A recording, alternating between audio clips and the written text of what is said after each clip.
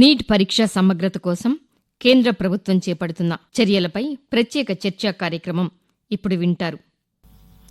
ఆకాశవాణి విజయవాడ కేంద్రం శ్రోతలకు నమస్కారం. ఈరోజు నీట్ రీ ఎగ్జామ్, పీజీ పరీక్ష వాయిదా, ఎన్టీఏ ఎదుర్కొంటున్న ఆరోపణలు, సంస్కరణల చర్యలపై సమగ్ర విశ్లేషణ కార్యక్రమం వింటారు. వ్యాఖ్యానం కల్పన మదిర. ముఖ్య అతిథులుగా టి నరేంద్ర కుమార్ గారు, కేబిఎన్ జూనియర్ కాలేజ్ షైన్ ప్రిన్సిపల్, విజయవాడ నుంచి ఆకాశవాణి కేంద్రంలో మనతో పాటు ఉన్నారు. వీరు రసాయన శాస్త్ర అధ్యాపకులు మరియు 2022-23 సంవత్సరంలో నీట్ పరీక్షా కేంద్రాల పరిశీలకులుగా పనిచేశారు. నరేంద్ర కుమార్ గారు నమస్కారం అండి. నమస్కారం అండి. NEET UG re exam, PG పరీక్ష వాయిదా వేయడంతో ఈ పరీక్షలు నిర్వహించే సంస్థ ఎన్టీఏ నేడు తీవ్ర ఆరోపణలు ఎదుర్కొంటున్న నేపథ్యంలో కేంద్ర విద్యాశాఖ తీసుకుంటున్న చర్యల్లో భాగంగా జాతీయ పరీక్షా ఏజెన్సీ ఒక సంస్కరణల కమిటీని ఏర్పాటు చేసింది. దీని విధి విధానాలు, ఉపయోగాలు వివరించండి. ఖచ్చితంగా దాదాపు 24 లక్షల మంది పిల్లలు చాలా ఆశావహ దృక్పథంతో రాసినటువంటి ఈ నీట్ పరీక్ష 24 లక్షల మంది విద్యార్థులు, వారి తల్లిదండ్రులు కూడా ఎదురు చూస్తున్న ఈ తరుణంలో ఇటువంటి ఆరోపణలు రావటం చాలా బాధాకరం. ఈ విధమైనటువంటి పరిస్థితులు ఉత్పన్నమైనప్పుడు భవిష్యత్తులో ఇలాంటివి జరగకుండా ఉండటం కోసం కేంద్ర ప్రభుత్వం ఈ సంస్కరణల కమిటీని ఏర్పాటు చేసింది. మనకు తెలుసు, ఇస్రో మాజీ చైర్మన్ రాధాకృష్ణ గారు, అదేవిధంగా గులేరియా గారు, కొంతమంది విద్యారంగ ప్రముఖులైనటువంటి ప్రొఫెసర్ రామ్మూర్తి గారు, ఇటువంటి నిష్ణాతులతో ఈ కమిటీని ఏర్పాటు చేయడం జరిగింది. ఒకసారి ఈ కమిటీని మనం పరిశీలించినట్లయితే టెక్నాలజీ పరంగా చాలా పరిణతి కలిగినటువంటి ముఖ్యమైన దేశంలోనే అత్యున్నత ప్రమాణాలు పట్టించేటువంటి ఇస్రో సంస్థకి చైర్మన్గా పనిచేసినటువంటి సార్ కానీ, అదేవిధంగా విద్యారంగ ప్రముఖులైనటువంటి రామ్మూర్తి గారు కానీ, ఇలా వివిధ రంగాల్లో నిష్ణాతులైన వ్యక్తులు ఈ కమిటీలో ఉండటం వలన ఖచ్చితంగా దీంట్లో ఏ లోపంతో ఇటువంటి అవకతవకలు జరిగినాయి, దీన్ని ఏ విధంగా భవిష్యత్తులో జరగకుండా చేసుకోవచ్చు అనే దాని మీద సమగ్రమైనటువంటి విశ్లేషణ జరిగి దీనికి ఒక రకమైనటువంటి ముగింపు పలుకుతారని చెప్పి మనం ఆశించవచ్చు. ఈ విధి విధానాల్లో ముఖ్యంగా నిఘా వ్యవస్థ పైన ప్రత్యేకమైనటువంటి దృష్టి పెట్టాల్సిన అవసరం దీనిలో ఉంది సార్. దీనిపై మీ అభిప్రాయం? నిఘా వ్యవస్థలు అంటే గతంలో 22-23 సంవత్సరాలు జరిగినటువంటి నీట్ ఎగ్జామ్కి డిఫరెంట్ సెంటర్స్కి సెంటర్ సూపరింటెండెంట్గా కూడా నేను వర్క్ చేయడం జరిగింది. సాధారణంగా నీట్ ఎగ్జామ్ అనేప్పటికీ చాలా పగడ్బందీ వ్యూహంతో వాళ్ళు ఎగ్జామ్కి ఏర్పాట్లు చేయడం జరుగుతుంది. ఆ సెంటర్ని దాదాపు ఒక 1 వీక్ ముందుగానే పోలీస్ డిఎస్పీ స్థాయి వ్యక్తులు పరిశీలించడం, ఆ తర్వాత ఆ ఎగ్జామినేషన్ సెంటర్ దగ్గర 144 సెక్షన్ పెట్టడం, ఇవన్నీ కూడా ఖచ్చితంగా జరుగుతాయి. అదేవిధంగా క్వశ్చన్ పేపర్స్ని సంబంధిత నేషనలైజ్డ్ బ్యాంక్ నుంచి తీసుకొచ్చేప్పుడు కానీ తీసుకెళ్ళేప్పుడు వాళ్ళు మనకిచ్చేటువంటి సెక్యూరిటీ కానీ అది చాలా 100% బాగా జరుగుతుంది. కానీ ఈ సంవత్సరం ఈ జరిగినటువంటి అవకతవకల వలన ఒకసారి మనం పరిశీలించుకున్నట్లయితే మనకి సార్వత్రిక ఎన్నికలు జరిగే టైం అంటే దేశవ్యాప్తంగా 7 అంచెల్లో మనకి సార్వత్రిక ఎన్నికలు, పార్లమెంట్ ఎలక్షన్స్ జరిగినాయి. ఈ పార్లమెంట్ ఎలక్షన్స్ జరిగినప్పుడు నిఘా వ్యవస్థల పరిశీలన అంతా కూడా మిగిలిన అంశాల మీద, లా అండ్ ఆర్డర్ మీద ఎక్కువగా వాళ్ళు కేంద్రీకరించి ఉంచుతారు. అట్లాంటి టైంలోనే ఈ ఎగ్జామ్స్ జరగడం వలన ఎవరో మిస్క్రెంట్స్ దీన్ని అడ్వాంటేజ్గా తీసుకుని ఏదైనా జరిగి ఉండొచ్చు అనేది నా అభిప్రాయం. ప్రశ్నపత్రాల లీక్ అని వ్యక్తమవుతున్న పలు అనుమానాలను పరిశీలనకు తీసుకున్న పరీక్షా నిర్వాహకులు దీనిని సిబిఐకి అప్పగించడం, సిబిఐ కేసు నమోదు చేసి దర్యాప్తు చేపట్టడం అనేది పూర్తిగా విశ్లేషించండి. ఖచ్చితంగా అండి. ఇక్కడ సిబిఐ విచారణ ఎందుకు అవసరం అంటే ఇది జాతీయ స్థాయి పరీక్ష. ఈ జాతీయ స్థాయి పరీక్ష నిర్వహించేటప్పుడు ప్రతి రాష్ట్ర ప్రభుత్వం కావచ్చు, కేంద్రపాలిత ప్రభుత్వం కావచ్చు, అక్కడ local administration, local law and order సపోర్ట్తోనే ఎవరైనా చేయాలి.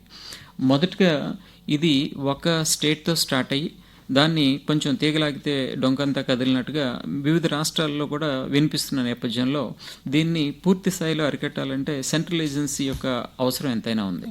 సెంట్రల్ ఏజెన్సీ తీసుకున్నప్పుడు ఏంటంటే మరిన్ని వివరాలు వెలుగులోకి వచ్చే అవకాశం ఉంది. పూర్తి స్థాయి సమగ్ర విచారణ జరగాలంటే సిబిఐ లాంటి పేరెన్నిక గల సంస్థ చేయాలనేది నా అభిప్రాయం. ఎన్డీఏ డైరెక్టర్ జనరల్గా సుబోధ్ సింగ్ను తప్పించడం ఏ విధంగా తీసుకోవచ్చు? ఇంత జాతీయ స్థాయిలో ప్రాముఖ్యత కలిగినటువంటి ఒక టెస్ట్లో జరిగిన అవకతవకలు, దాదాపు 24 లక్షల మంది పిల్లల యొక్క మనోభావాలు, వాళ్ళ పేరెంట్స్ యొక్క యాస్పిరేషన్స్ ఇవన్నీ దృష్టిలో తీసుకున్నప్పుడు నిష్పాక్షికంగా విచారణ జరగాలన్నప్పుడు దానికి సంబంధించినటువంటి వ్యక్తి అక్కడ తప్పించడం అనేది సమంజసమే. అప్పుడు నిష్పాక్షికంగా విచారణ జరుగుతుందని నేను భావిస్తాను. పబ్లిక్ ఎగ్జామినేషన్ అన్యాయమైన మార్గాల నివారణ చట్టం 2024 ఏర్పాటు అమలు గురించి విశ్లేషించండి. ఈ పబ్లిక్ ఎగ్జామినేషన్ యాక్ట్ తీసుకున్నట్లయితే దాంట్లో వివిధ అంశాలను నేను పరిశీలించడం జరిగింది. దాదాపు 19 విభాగాల్లో చాలా డీటెయిల్గా సమగ్రంగా దాంట్లో ఉన్నటువంటి అంశాలను రూపొందించారు. ఇవి కేవలం ఇంతకుముందు ఉన్నటువంటి ఐపీసీ సెక్షన్స్ కాకుండా కొత్తగా 2023లో కేంద్ర ప్రభుత్వం పార్లమెంట్లో చేసినటువంటి భారత న్యాయ సంహిత దీనికి అనుసంధానం చేయటం వలన సైబర్ క్రైమ్స్ని కూడా అరికట్టే విధంగా వివిధ అంశాలని దాంట్లో పొందుపరచడం జరిగింది. సో డెఫినెట్గా ఇది భవిష్యత్తులో ఇలాంటి అవకతవకలు జరగకుండా, ఒకవేళ జరిగినప్పుడు వాటి మీద ఖచ్చితమైనటువంటి శిక్షలు అమలు చేయడానికి కూడా ఇది ఉపయోగపడుతుందని భావిస్తాను. చాలా మంచి స్టెప్గా నేను భావిస్తాను. అంటే దీని ద్వారా సార్ విద్యార్థులు ఎలా దీనిని ఉపయోగించుకోవాలంటారు సార్? ఏదైనా ఒక సెంటర్లో ఒక విద్యార్థి పరీక్ష రాస్తున్నప్పుడు కనుక తను ఏదైనా అవకతవకల్ని గమనించాడు అనుకోండి, కంప్లైంట్ చేస్తే, ఇప్పుడు ఏదైనా అవకతవకలు బయటపడిన తర్వాత దాన్ని కంప్లైంట్ చేయటం దానికంటే కూడా ముందుగానే ఎగ్జామినేషన్ రిజల్ట్ అనౌన్స్ చేసే లోపలే ఇది బయటకు వచ్చి ఉంటే ఇంకా బెటర్గా జరిగేది. ఫర్ ఎగ్జాంపుల్ దీంట్లో మనకి ఎగ్జామ్ కండక్ట్ చేయాల్సిన పరిస్థితి రావటం, గ్రేస్ మార్క్స్ ఇవ్వటం, ఇవన్నీ కూడా ఎగ్జామినేషన్ మనకి జరిగినటువంటి మే 5నే ఎవరైనా గమనించుకొని ఫలానా సెంటర్లో ఈ ఇర్రెగ్యులారిటీస్ జరిగినాయి అని కనుక పిల్లలు కానీ తల్లిదండ్రులు కానీ ప్రభుత్వం నోటీస్కి పోలీస్ కంప్లైంట్ రూపంలో తీసుకొచ్చినప్పుడు ఈ చట్ట అమలుని చక్కగా చేయొచ్చు అనేది నా. నీట్ పీజీ పరీక్ష వాయిదా పడడం గురించి మీ అభిప్రాయం? నీట్ పీజీ పరీక్ష వాయిదా పడడం అంటే కరెక్ట్గా మనకి ఏ రోజైతే రీఎగ్జామినేషన్ గుజరాత్లోని ఒక సెంటర్లో రీఎగ్జామినేషన్ అనౌన్స్ చేశారో అదే రోజు కాకతాళీయంగా నీట్ పీజీ పరీక్ష కూడా పట్టడం జరిగింది. ఇప్పుడు జరిగినటువంటి అవకతవకలు ఈ ఉన్న పరిస్థితుల్లో డబుల్ చెక్ చేసుకుని ఇటువంటి సమస్యలు పునరావృతం కాకుండా ఎగ్జామినేషన్ జరగాల్సిన ఎగ్జామ్ని పోస్ట్ పోన్ చేయడం వల్ల పెద్ద ప్రాబ్లం లేదు. కానీ జరిగిన తర్వాత మళ్ళీ ఇలాంటి అవకతవకలే వస్తే కండక్ట్ చేసినటువంటి సంస్థ మొరైల్ అంటే వాళ్ళకి మానసిక స్థైర్యం కూడా దెబ్బతింటుంది. దాని బదులు ఎగ్జామ్ ఇంకొక డేట్ వారం రోజులు 10 రోజులు తేడాతో రీఎగ్జామ్ కండక్ట్ చేయడం వలన ఎటువంటి తప్పు లేదు. అంటే గతంలో జరిగినటువంటి తప్పులు పునరావృతం కాకుండా ఉండటానికి తీసుకున్నటువంటి ఒక చర్యగా నేను భావిస్తాను. అంటే సార్ ఇది వాయిదా పడడం వల్ల విద్యార్థులు ముందుగా తెలియకపోవడం, అంటే చాలా దూరం నుంచి వచ్చి దానిని ఏ విధంగా తీసుకోవచ్చు? ప్రసార మాధ్యమాల్లో కనీసం ఒక 24 గంటల ముందైనా దీన్ని అనౌన్స్ చేస్తే చాలా బాగుండేదనేది ఫీలింగ్. ఎందుకంటే ఈ నీట్ ఎగ్జామ్ యూజీ కావచ్చు, పీజీ కావచ్చు, గ్రామీణ ప్రాంతాల నుంచి చాలా దూరం ట్రావెల్ చేసి ఒక్కొక్కసారి అయితే కనుక 100 నుంచి 200 కిలోమీటర్లు ప్రయాణం చేసి కూడా వచ్చి ఎగ్జామ్ రాసేటువంటి పిల్లల్ని నేను చూశాను. అలాంటి పరిస్థితుల్లో ఏంటంటే మరి లాస్ట్ మినిట్లో అనౌన్స్ చేయకుండా ఒక కనీసం 24 గంటల ముందు గవర్నమెంట్ అనౌన్స్ చేసి ఉంటే కొంతవరకు బాగుండేది. నీట్ పరీక్షల నిర్వహణ గురించి ఆరోపణలు, అనుమానాలు వ్యక్తమవుతున్న నేపథ్యంలో కేంద్ర విద్యాశాఖ తీసుకుంటున్న చర్యలు ఎంతవరకు విద్యార్థులకు మేలు జరిగే అవకాశం ఉంటుంది? ఈ కొత్తగా వాళ్ళు ఇంప్లిమెంట్ చేయదలుచుకున్నటువంటి ఈ పబ్లిక్ ఎగ్జామినేషన్ యాక్ట్ అనేది 100% ఇటువంటి అవకతవకలు జరగకుండా ఉండడం కోసం, విద్యార్థుల్లో కొంత కాన్ఫిడెన్స్ క్రియేట్ చేయడం కోసమే ఇది ఇంప్లిమెంట్ చేస్తున్నారు. సో దీన్ని పూర్తి స్థాయి అమలు అంటే ఎగ్జామినేషన్ కండక్ట్ చేయటం కానీ, దానికి సంబంధించిన ఏర్పాట్లు కానీ, ఆ తర్వాత ఎటువంటి చిన్న లోపం జరిగినా వాటికి అమలు చేసే శిక్షలు కానీ కరెక్ట్గా ఉన్నట్లయితే కనుక విద్యార్థులకి తల్లిదండ్రులకు కూడా ఇది మంచి రిలీఫ్గా ఉంటుంది. దాని మీద ఒక రకం, ఎందుకంటే ఇప్పుడు ఏ ఎగ్జామ్ నీట్ యూజీ కావచ్చు, పీజీ కావచ్చు, ఇంటర్మీడియట్ పిల్లలు అయితే కనుక 2 సంవత్సరాలు కఠినంగా వాళ్ళు వర్క్ చేసుకుంటూ రోజుకి కొంతమందిని పిల్లల్ని అబ్జర్వ్ చేస్తే మనం 15 నుంచి 18 గంటలు ప్రిపేర్ అయ్యి వాళ్ళు నీట్ ఎగ్జామ్కి ప్రిపేర్ అవుతున్నారు. అలాంటి సందర్భంలో మంచి దిద్దుబాటు చర్యలు ప్రభుత్వం తీసుకున్నప్పుడు అది మంచి ఫలితాలను ఇస్తుందని నేను భావిస్తాను. నీట్ 2024 గురించి ఇప్పటికే కొన్ని ఫిర్యాదులు సుప్రీంకోర్టుకు వెళ్లాయి. ఇటు సిబిఐ తన దర్యాప్తును చేపట్టింది. ఈ పరిస్థితుల్లో విద్యార్థులు వారి తల్లిదండ్రులు ఎటువంటి మానసిక స్థితిని కలిగి ఉండాలంటారు?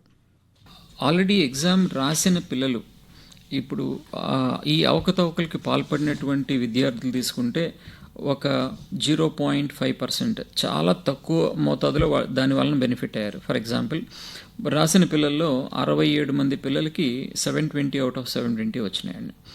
సో ఏదైనా అవకతవకలు జరిగితే ఒక 100 మంది పిల్లలకు 200 మంది పిల్లలు వాటి వలన బెనిఫిట్ అయ్యారు.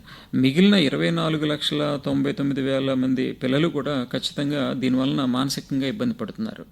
ఈ పరిస్థితుల్లో స్పెక్యులేషన్స్, మనకి మీడియా ఇన్ఫ్లుయెన్స్ కూడా ఎక్కువైపోయింది. క్యాన్సిల్ అయిపోతుందని ఒక మీడియాలో ఒక కథనం, ఫేక్ కథనాలు కూడా వస్తూ ఉంటాయి. వాటిలన్నిటికీ ఇంపార్టెన్స్ ఇవ్వకుండా కౌన్సిలింగ్ ఒకవేళ యథాతథంగా జరుగుతుంది అనుకుని వాళ్ళు ఆ వెబ్ ఆప్షన్స్ పరిశీలించుకోవటం.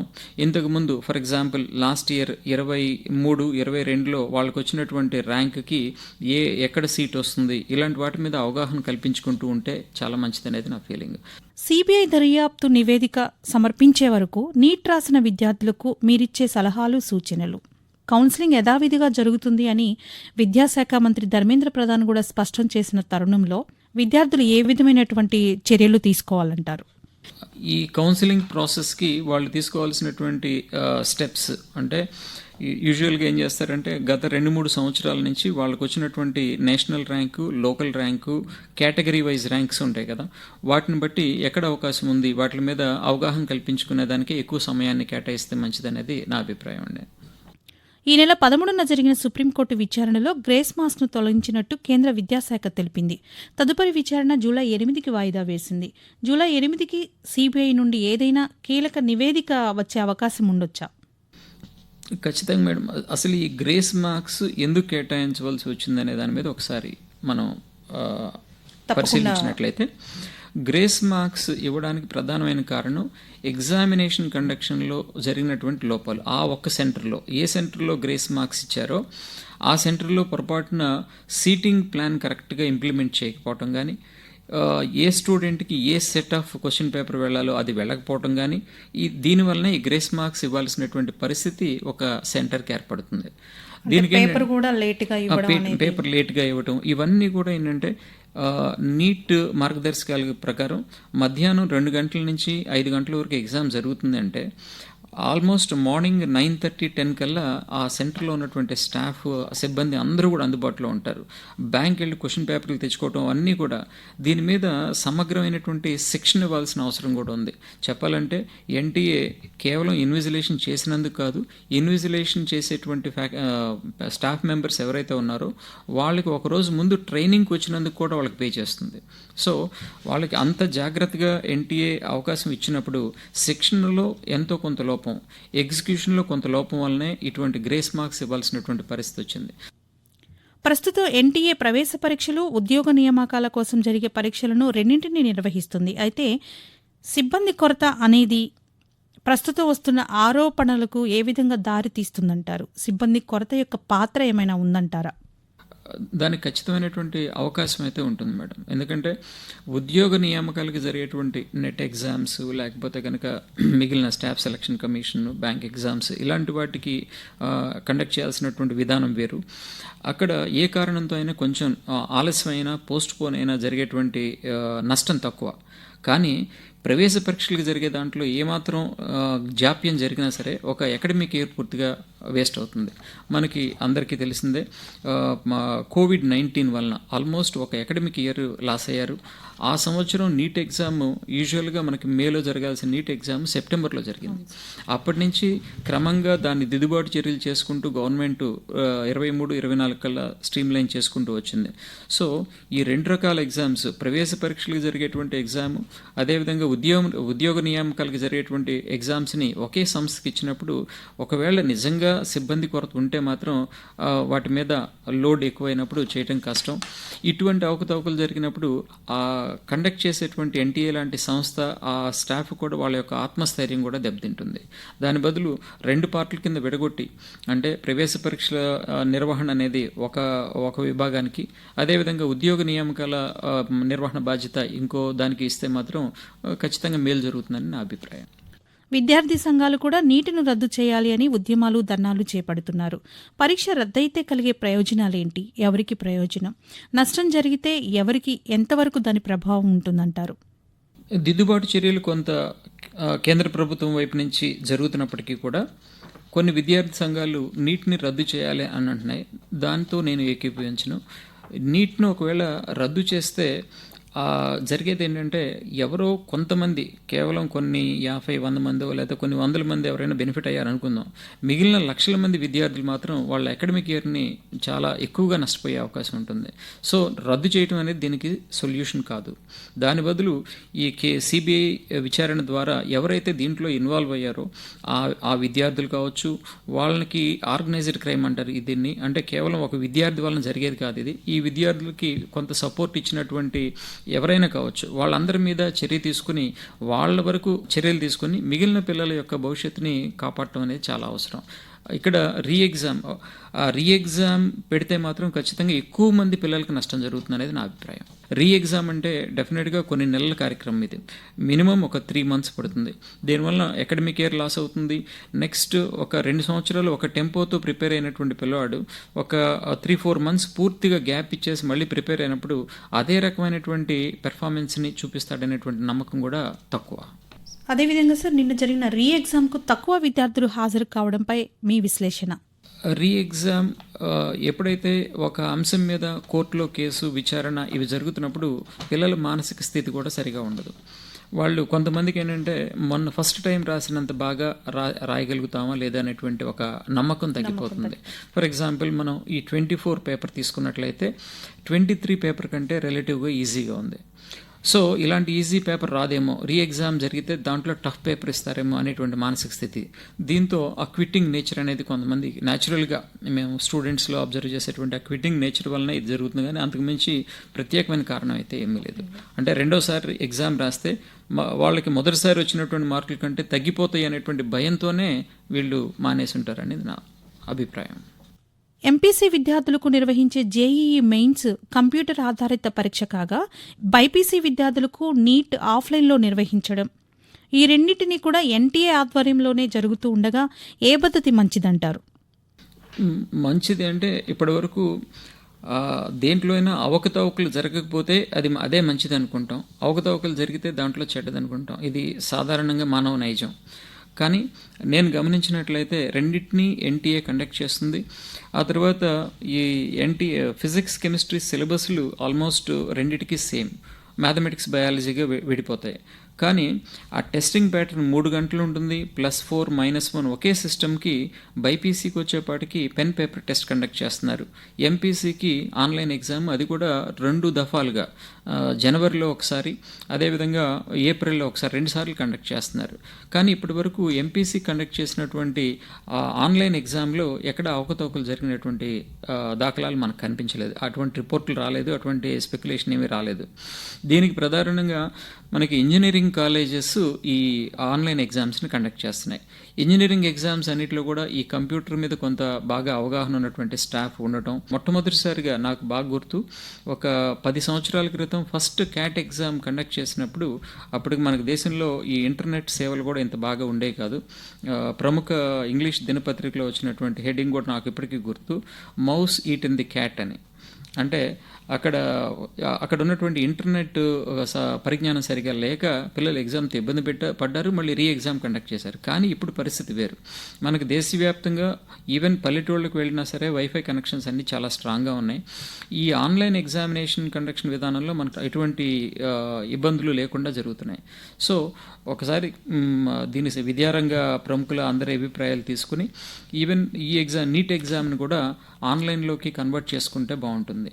ఈ నీట్ పరీక్షల అవకతవకల గురించి వస్తున్నటువంటి ఆరోపణలను ప్రచారం చేయడంలో కోచింగ్ సెంటర్ల పాత్ర ఎంతవరకు ఉందంటారు? ఈ సంవత్సరం జరిగినటువంటి అవకతవకలను ఒకసారి మనం పరిశీలించినట్లయితే ఒక 2 స్టేట్స్లో ఇటువంటి అవకతవకలు జరిగినాయి.